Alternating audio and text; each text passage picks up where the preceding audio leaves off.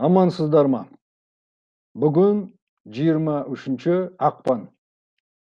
Мені офицер болғанымды білген бүкіл достарым, таныстарым, туыстарым, жақындарым бәрі құттықтап жатыр. Алғыстарым шексіз. Рахмет. Әлбетте, бәріміз кеңестің перзентіміз. Кеңес заманның әдет, ғұрпы, мейрамы әлі есімізде. Бірақ бұл күн тек қана қуанышты күнде емес. Мысалы, өзіміздің бауырлас чечен, ингуш халықтарының депортация қайғылы күні. Жас кезімде осы күні әжептәуір мейрамдап, әжептәуір дәріптейтінмін.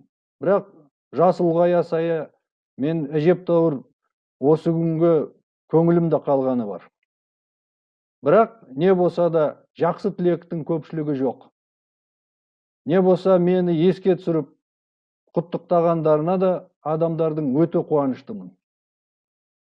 Құрметті ағайын, есімізде болсын.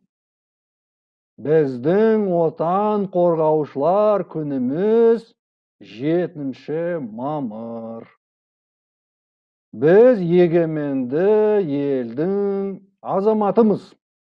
Алла тағала біздің елімізге, Қазақияға тек қана қызық қуаныш әкелсін, берекет берсін. Әскерлер осы мен сияқты үйде рахат халатпен отырсын. Аяғына етік кигеннің орнына жұмсақ тәпішке кисін. Басымыз аман болсын. Жиналған жеріміз тек қуаныш болсын.